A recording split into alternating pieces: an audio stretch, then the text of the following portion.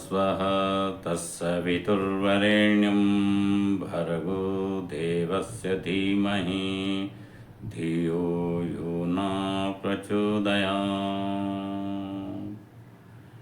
मित्रों, महाकुंभ का पर्व शुरू है।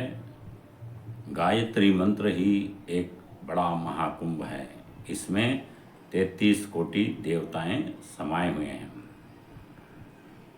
33 कोटि मतलब 33 प्रकार के देवता। इसमें से गायत्री मंत्र तस्य वितुर्वरेण्यम भर्गो देवस्य धीमहि धियो यो न प्रचोदयात्, ये 24 अक्षर, 24 शक्तियाँ, 24 तत्व एक साथ समाहित किए गए हैं। इस 24 शक्तियों के नाम हम ले रहे हैं, उसको आप दोहराएं। आदि शक्ति, ब्रह्माणी, वैष्णवी, शांभवी, वेदमाता, देवमाता, विश्वमाता, ऋतुंबरा, मंदाकिनी, अजपा, रिद्धि, सिद्धि, सावित्री, महासरस्वती, महालक्ष्मी, महाकाली, कुंडलिनी, प्राणाग्नि, भुवनेश्वरी, भवानी, अन्नपूर्णा, महामाया, पयस्विनी, त्रिपुरा। ये 24 शक्तियाँ 24 तत्व के रूप में हमारे अंदर है। और गायत्री मंत्र के 5 देवता होते हैं, जिसे गणेश, दुर्गा, ब्रह्मा, विष्णु, महेश, ये 5 देवता मुख्य हैं। गणेश अथवा सूर्य एक ही बात है। गणेश यानी हमारी बुद्धिमत्ता, दूसरी दुर्गा यानी हमारी शक्ति, तीसरी ब्रह्मा यानी हमारे में उपार्जन करने की शक्ति है, निर्माण करने की शक्ति है, जिसे हम ब्रह्मा कहते हैं। और विष्णु यानी पालन पोषण, संसार का पालन पोषण करने वाले विष्णु कहे जाते हैं। लेकिन हम अपने घर का पालन पोषण करने वाले, अपने घर के मुखिया विष्णु स्वयं पिता के रूप में होते हैं। तीसरे हैं शिव। शिव यानी संहार करना, परिवर्तन करने की शक्ति है। संसार में परिवर्तन करने की शक्ति शिव जी को दी गई है। तांडव नृत्य करके वो अपना परिवर्तन करते हैं। लेकिन जीवन में साक्षात गुरु रूप में ही शिव होते हैं। गुरु को ही शिव कहा गया जाता है। लेकिन गुरुर ब्रह्मा, गुरु विष्णु, गुरुर देवो महेश्वरा।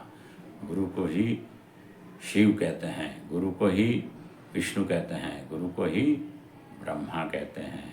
इसलिए गुरु की अत्यंत आवश्यकता है। हमारे परम पूज्य गुरुदेव, जो स्वयं भगवान का अवतार है, पंडित श्री राम शर्मा आचार्य, इन्होंने कई पुस्तकें लिखी हैं। 3200 से ज़्यादा पुस्तकें इन्होंने लिखी हैं। उसमें से गायत्री की गुप्त शक्तियाँ, ये छोटा सा किताब है। इसके बारे में हम आपको थोड़ी जानकारी देंगे। इस वीडियो को अंत तक देखें, लाइक करें, जन जन तक पहुंचाएं और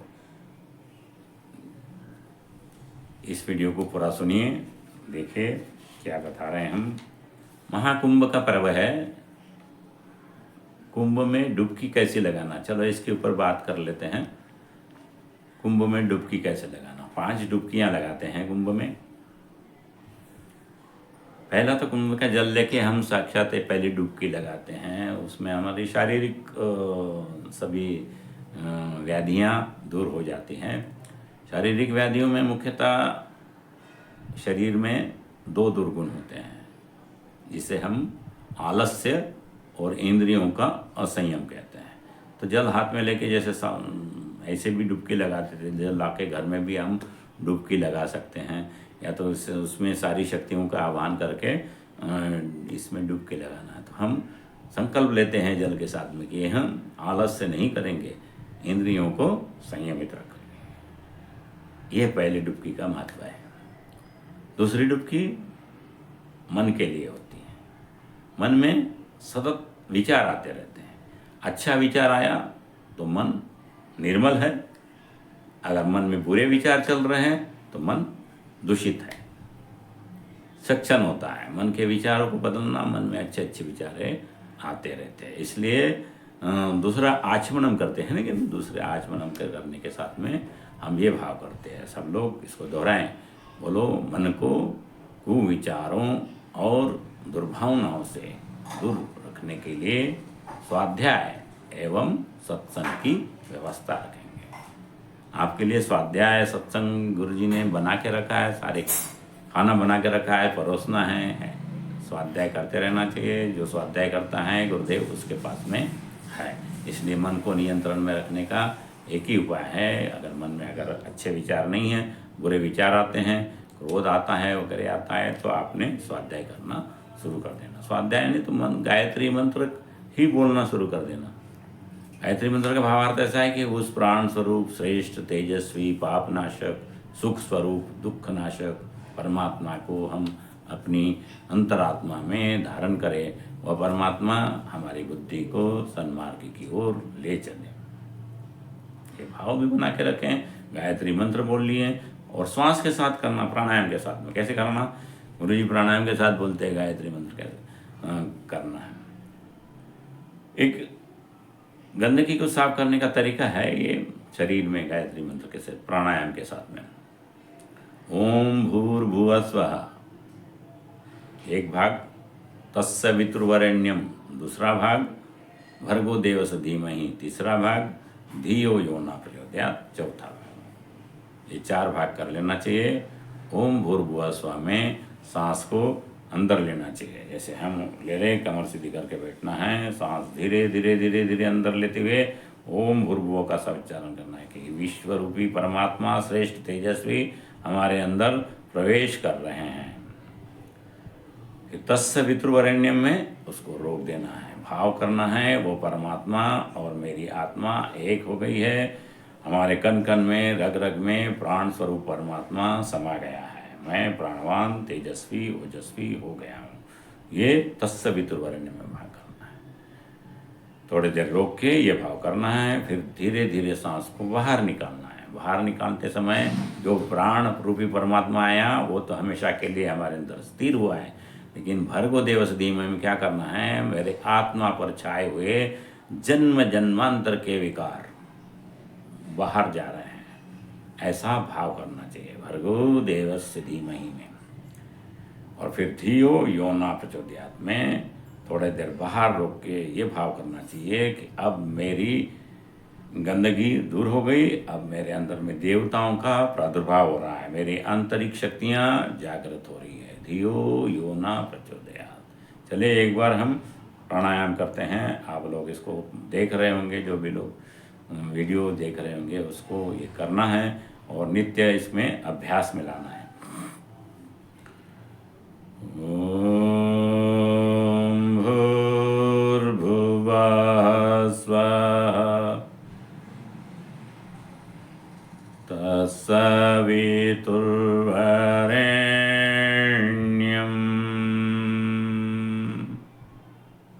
भर्गो देवस्य धीमहि धियो यो नः प्रचोदयात्।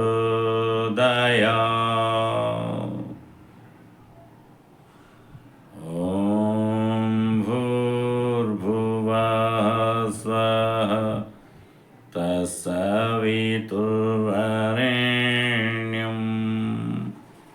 भर्गो देवस्य धीमहि धियो यो नः प्रचोदयात्।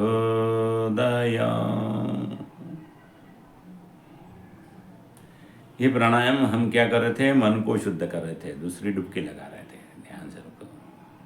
और बताया गया था मन को दुर्भावना में और कुविचारों से बचाए रखने के लिए स्वाध्याय एवं सत्संग की व्यवस्था रखेंगे। स्वाध्याय या तो कर लेना चाहिए, नहीं तो फिर शांत मन के लिए ऐसा प्राणायाम करना चाहिए। और प्राणायाम अपने आप को शक्तिशाली बनाने के लिए नित्य करना चाहिए। तीसरी डुबकी आपके लिए होती है, यहाँ पे जानना अति आवश्यक है। आपको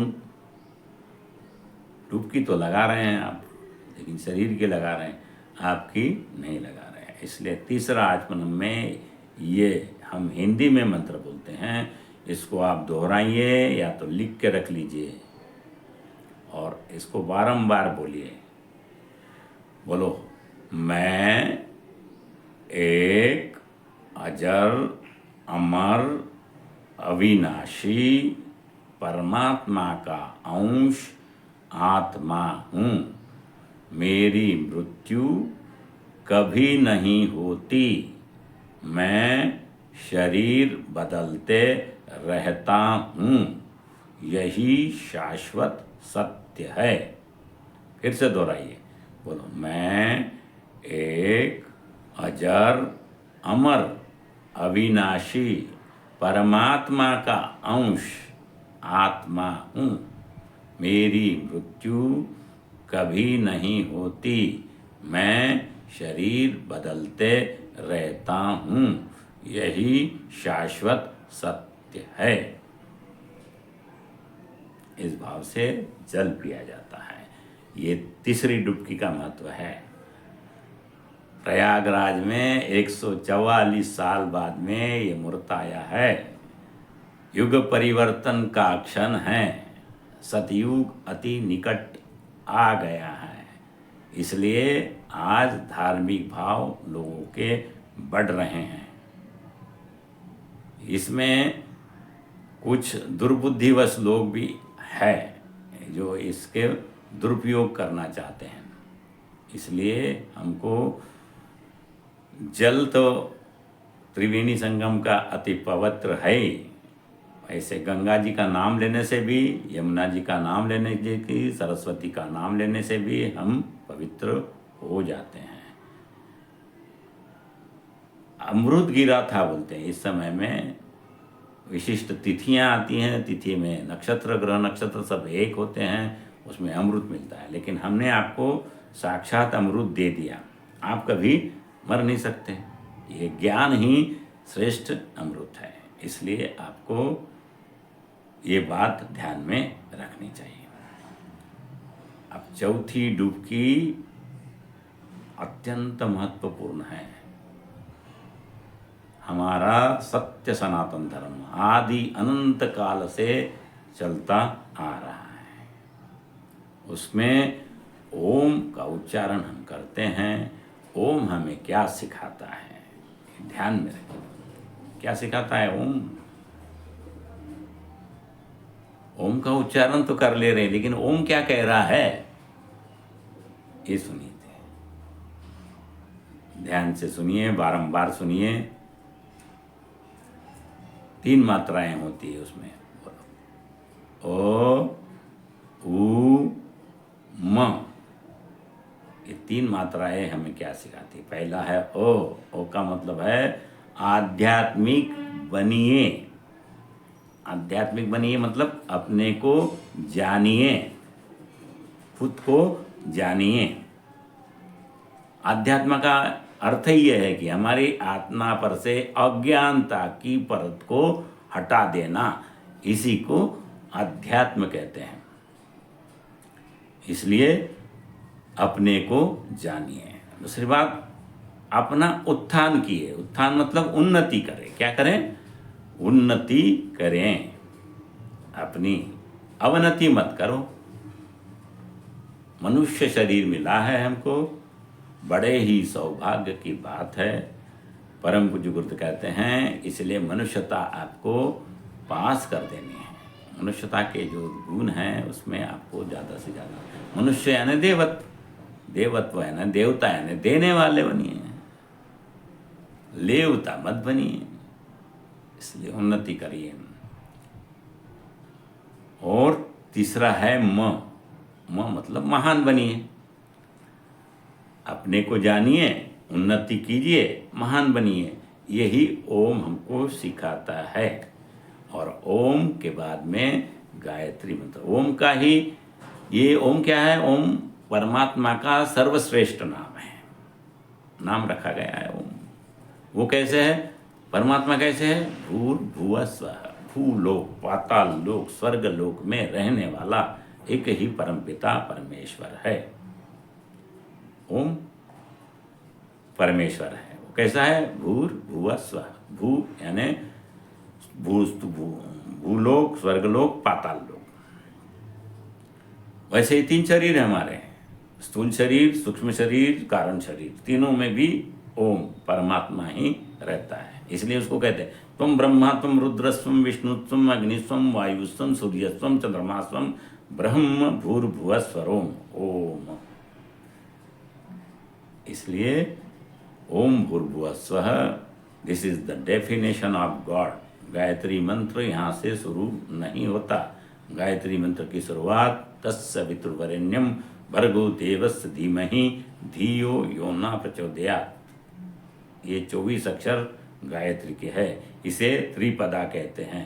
तत्सवितुर्वरेण्यम 1, भर्गो देवस्य धीमहि 2, धियो यो न प्रचोदयात् 3। यही गायत्री मंत्र है। इसके 24 अक्षर, 24 शक्तियाँ हमने बता दिए हैं और 24 देवता आपके शरीर में हैं। और कौन से 24 देवता हैं इसको भौतिक रूप से जानिए। 5 तत्व पृथ्वी, जल, अग्नि, वायु, आकाश, ये 5 तत्व आपके शरीर में हैं। इसके बाद में 5 तत्वों की 5 इंद्रियां देवता रूप में दी गई हैं आपको। कान है, आकाश तत्व, आँख है, अग्नि तत्व, नाक है, पृथ्वी तत्व, जीव है, जल तत्व और त्वचा है, वायु तत्व। ये 5 इंद्रियां हैं आपको। ये 5 और 5 10 हो गए। और 5 प्राण आपके शरीर में रहते हैं जो अलग अलग काम करते हैं, जिसे प्राण, अपान, व्यान, उदान और समान कहते हैं। यही 5 देवता के रूप में हैं। अपान का कार्य है हमारे शरीर की गंदगी को बाहर निकालना। समान का कार्य है हमारे खाए हुए अन्न को पचाना, रस, रक्त, मांस बनाना। प्राण का कार्य है बॉडी को बैलेंस बना के रखना। उदान का कार्य है आपका आकर्षण शक्ति पैदा करना। और व्यान का कार्यक्रम है कम्युनिकेशन करना है। जैसे रात में सोते हुए आपको चिट्ठी काटती है तो बराबर हाथ जाता है, आँख हो जाता है, बराबर आप देवता अपना अपना कार्य करते रहते हैं। और इसके बाद में व्यान का सम कम्युनिकेशन। ये 5 5 15 देवता हो गए। और 5 बॉडी है हमारी, इसको 5 कोश कहते हैं। क्या कहते हैं? पहला अन्नमय कोश, फिजिकल बॉडी। दूसरा प्राणमय कोश, इथरिक बॉडी। तीसरा मनोमय कोश, इसको कॉस्मिक बॉडी कहते हैं। फिर विज्ञानमय कोश, कॉजल बॉडी कहते हैं। फिर आनंदमय कोश। ऐसे 5 होता है। ये 20 देवता हो गए। देखिए आपके शरीर में 20 देवता हैं। 20 के बाद में 4 क्या है? त्वं वै च चतुर्मुखो ब्रह्मा सत्यलोक पितामहः आगस्य मंडले चास्मिन् मम सर्वार्थ सिद्धये। आपको ही 4 मुख देके इस सृष्टि का, ब्रह्मांड का राजकुमार बना के इस धरती पे भेजा गया है। कितने सौभाग्यशाली हैं आप ही पर ब्रह्म हैं। पर ब्रह्म आपके ही रूप में रहता है। इतनी सारी शक्तियाँ दी हैं। और 24 देवता ये हो गए। और बाकी 9 देवता कहाँ हैं? 9 देवता नवग्रह के रूप में वायुमंडल में रहते हैं। उन्हीं का अच्छा बुरा असर हमारे ऊपर पड़ते रहता है। कोई ग्रह खराब नहीं होता। कोई ग्रह खराब नहीं होता। ध्यान से सुनिए। सूर्य देवता प्रेरणा देते हैं, चंद्र देवता शांति देते हैं, मंगल कल्याण करते हैं, बुध संयम में रखते हैं। बुध ग्रह है कि बैलेंस रखता है। अच्छे और बुरे ग्रहों में बीच में है। अगर बुध अच्छों के साथ में है तो बुध अच्छा, बुध खराब के साथ में है तो बुध खराब देवता है कि नहीं? ग्रह खराब है बोलते हैं कि बुध अच्छा और बुरा है, इसलिए बुध को बैलेंस बोलते हैं। और गुरु अनुशासन में रहना सिखाते हैं, शुक्र संयम में रहना सिखाते हैं, शनि न्याय करते हैं। शनि न्याय करते हैं, राहु पराक्रमी बनाते हैं, केतु साहसी बनाते हैं। ये नवग्रह देवता अपना अपना कारण करते हैं। और हमारे शरीर के पंडित बोलते हैं आपको तुम्हारा ग्रह खराब है। ग्रह कभी खराब नहीं होता, आपके कर्म खराब होते हैं। आपके कर्मों के अनुसार आपको फल मिलता है। लेकिन इस कर्मों को निपटाने के लिए मनुष्य शरीर आपको मिला है। देवताओं को भी अपने कर्मों का फल भुगतना पड़ता है। जैसे राम भगवान हैं, सीता माता है और हनुमान जी है, इन्होंने कुछ कर्म किए थे, इसी का फल भुगतते आए हैं। कथा आती है जालंधर की, है कि नहीं? वृंदा का सतत्व हरण करने के लिए भगवान ने षड्यंत्र रचा था। इसलिए जब कर्मों की फल आई, यम देवता शनि देवता के पास गए तो जी ऐसा तो कर्म का फल तो भुगतना पड़ेगा। जाओ, तुमने गलत कर्म किया है, जब मनुष्य शरीर में लेंगे देवता बन के जाएंगे, देवता का कार्य करेंगे, उन्नति करेंगे, सब करेंगे, लेकिन आपको जीवन भर सुख नहीं मिलेगा। ये उनके कर्मों का फल था। राम भगवान को कभी जीवन में सुख नहीं मिला, सीता माता को भी उसको मिला है, उनको भी सुख नहीं मिला। जैसा सुख आया वैसा चले जाता था, लेकिन अपने कर्म में उन्नति, देवता बने हैं। वैसे ही शिव जी को भी मिला था। शिव जी बोले तो वो जाओ तुम नौकर बन के आ गए, हनुमान जी बन के आ गए शिव जी। ये कर्मों के फल से आते हैं। भगवान को भी शनि राहु केतु नहीं छोड़ते तो आपको कैसे छोड़ेंगे? जिसको भी उन्नति होना है उसके पीछे शनि राहु केतु लगे ही रहते हैं। इसलिए शनि राहु केतु से डरना नहीं, अपने को सुधारने की कोशिश करना है। क्या करना है? अगर हमने कुछ कुकर्म किए हैं तो इसलिए साधना करने के लिए कहते हैं। आपको क्या कहते हैं? गुरु जी बताते हैं बेटा साधना करो, अपने को तपाओ और अपने बुरे कर्मों को जला दो, है कि नहीं? तो इसलिए साधना करके गायत्री मंत्र बताने होता है। गायत्री मंत्र से बढ़कर कोई मंत्र नहीं है। गायत्री मंत्र में सभी देवता आते हैं, और गायत्री मंत्र आपने जाप लिया तो जितनी सत्यनारायण की कथा करते हैं ना, उतने बार एक बार हमने जैसे प्राणायाम में बताया, अच्छा गायत्री मंत्र किया तो उतना पुण्य आपको मिलता है। इसलिए गायत्री मंत्र सर्वोपरि सर्वश्रेष्ठ है। गायत्री मंत्र को जानने के लिए गायत्री महाविज्ञान किताब गुरु जी ने लिखे हैं, उसमें सब भी लिखा है। तो मध्यकाल में जो उन लोगों ने बता दिया है कि इसको इसने नहीं जपना चाहिए, इसको शूद्रों ने नहीं जपना चाहिए, इसको महिलाओं ने नहीं जपना चाहिए, सब गलत बात है। गलत बातें लिखी गई हैं, इसको दूर करना चाहिए। इसलिए अपना ज्ञान सद्बुद्धि जागृत करने के लिए गायत्री मंत्र अवश्य हर एक को बोलने का अधिकार है। आज गुरुदेव ने अपने आप को तपा के सबको गायत्री मंत्र दे दिया है, और गायत्री मंत्र हर जगह बोला जा रहा है। गायत्री मंत्र का उपयोग करना चाहिए। गायत्री मंत्र आपने बोलना ही चाहिए। इसलिए आपको ये गायत्री मंत्र दिया जाता है। 24 शक्तियाँ हैं, कोई ग्रह खराब नहीं होता है। अपने आप को गायत्री मंत्र बोल के अपनी पुरानी दुष्प्रवृत्तियों को निकालना चाहिए, सत्प्रवृत्तियों का जागरण करना चाहिए, बुरे कर्मों का निर्मूलन करना चाहिए, अच्छे कर्म आगे के लिए सेव करना है। आज का किया हुआ कर्म आपका कल का भविष्य होता है, इसलिए आज श्रेष्ठ कर्म करो। अगर बुरे कर्म कभी किए हैं छुप छुप के भी, तो उसको काट दो साधना करके। संकल्प ले लो कि हम बुरी चीज़ें नहीं करेंगे, और अच्छे बुरे तो होते रहते हैं। जब बुद्धि जागृत होती है तो अच्छे ही कर्म करते हैं, देवता आते हैं। यही गायत्री मंत्र 5 बार डुबकी सिखा रहे हैं आपको, गायत्री मंत्र पढ़ा रहे हैं हमको। तत्व क्या बताता है? जीवन विज्ञान। तो गुरु जी बोलते जन्म तो मिला है तो रोज नया जन्म। जब सो के उठते हो तो नया जन्म, और जब सोने जाते हो तो मृत्यु।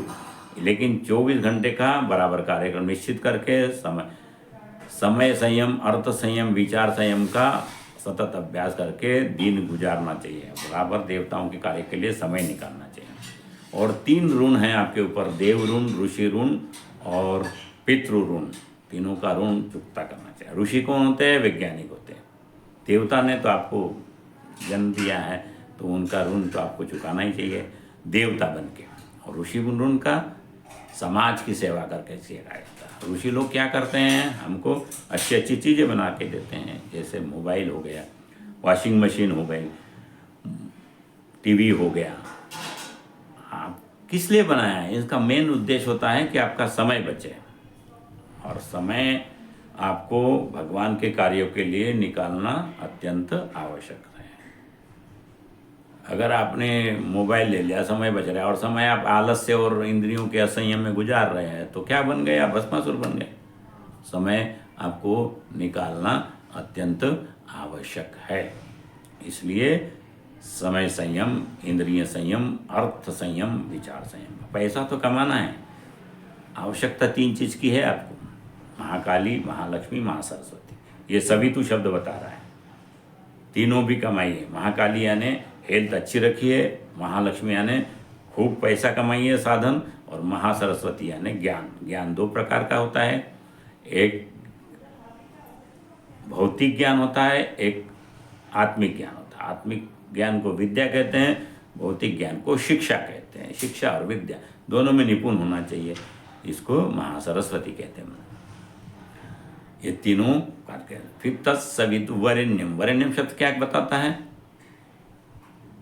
वरेण्यम, इन शक्तियों का दुरुपयोग नहीं करना, अच्छे कामों के लिए इनका उपयोग करेंगे, ये वरेण्यम है। भर्गो,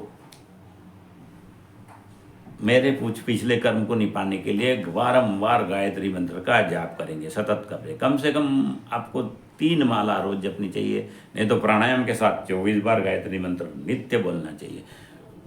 इसलिए भर्गव होता है, आपके पाप करते चले जाते हैं, आपकी आत्मा शुद्ध होते चली जाती है, और आपको ज्ञान प्राप्त होते चले जाता है, और आपको आत्मज्ञान, आत्म दर्शन, आत्म अनुभूति, ऐसे विचार करते करते आपकी उन्नति होते चले जाते। क्या करते हैं? उन्नति।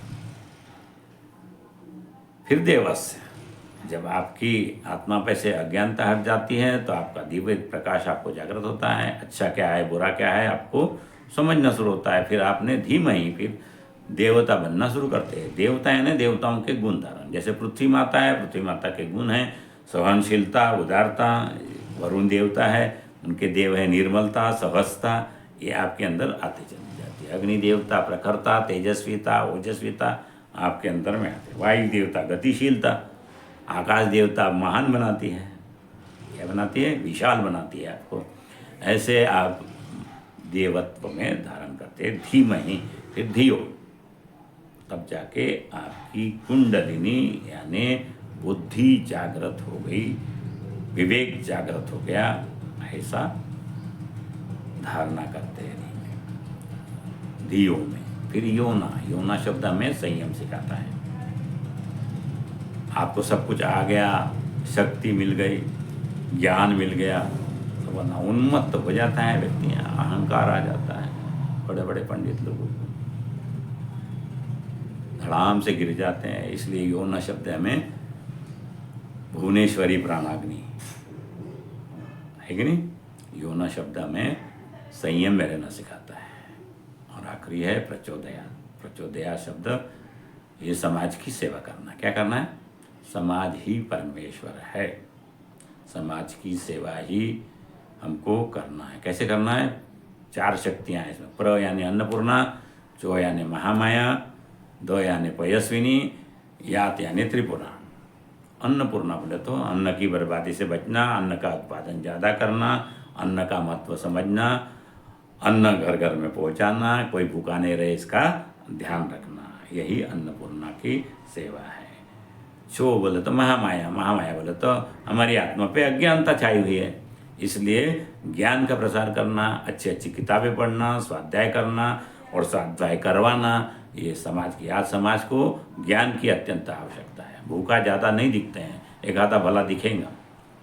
भूखे व्यक्ति को आपने खाना खिला दिया, हो सकता है 24 घंटे के बाद में वो उसको फिर से भूख लग जाए, या तो 8 घंटे के बाद में लग जाती हैं, फिर से खाना कहाँ से खिलाएंगे। लेकिन उसको वो ज्ञान दीजिए पैसा कमाने का, वो ज्ञान से वो हमेशा के लिए भूखा नहीं रहेगा। इसलिए आज ज्ञान की अत्यंत आवश्यकता, उसको गायत्री मंत्र दीजिए, यही समाज सेवा है। ये चो शब्द का द यानी अमृत, और अमृत गायत्री मंत्र है। और डुबकी लगा रहे हैं 5वीं, ध्यान में रखिए। और गायत्री मंत्र से ही डुबकी लगाओ, आत्म तत्व में आत्मा और परमात्मा का एकत्व हो जाए, ये अंतिम डुबकी है। बोलिए प्रयागराज महाकुंभ की जय, आज के आनंद की जय। तो ये डुबकी आपको लगाना है महाकुंभ में। महाशिवरात्रि आ रही है 26 का, तो अंतिम डुबकी उसमें लगेगी। अभी भी डुबकी लगाना है, कभी भी लगाएं, लेकिन शिवरात्रि तो आपकी रोज रहती है, रोज डुबकी लगाया करो। बोलो गायत्री माता की जय। यही ज्ञान अमृत है, ज्ञान की डुबकी है। आपको अच्छे से बता दिया गया प्रयागराज के बारे में, गायत्री मंत्र के, गायत्री की गुप्त शक्तियाँ बताई आपको, है ना। और कुंभ महाकुंभ में डुबकी लगाना बताया। तो आपने हमारा वीडियो अंत तक सुना, बहुत बहुत धन्यवाद। इस वीडियो को लाइक करें, शेयर करें, जन जन तक पहुंचाएं और महापुण्य के भागीदारी बने। 2026 में गायत्री हमारी माता जी का जन्मदिन मनाया जाता 100वां, और अखंड ज्योत जो जल रही है उसका भी मना रहे हैं। इसलिए गायत्री परिवार में शामिल हो जाइए। गायत्री परिवार अखिल विश्व गायत्री परिवार है। परम पूज्य गुरुदेव, परम वंदनीय माता जी इनके संरक्षक हैं। ये अभी भी सूक्ष्म रूप से आपके पास आते हैं, काम करते हैं।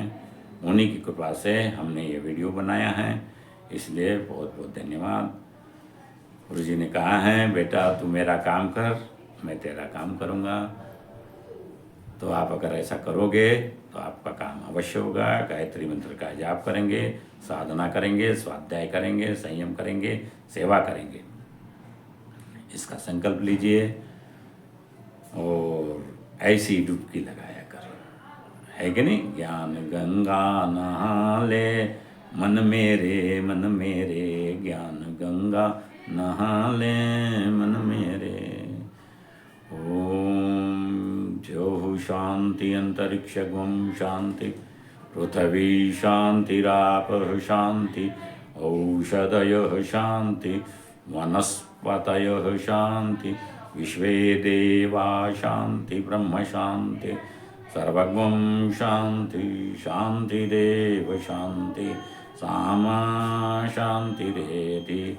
ओम शांति शांति शांति, सर्वारिष्ट सुशांतिर्भवतु।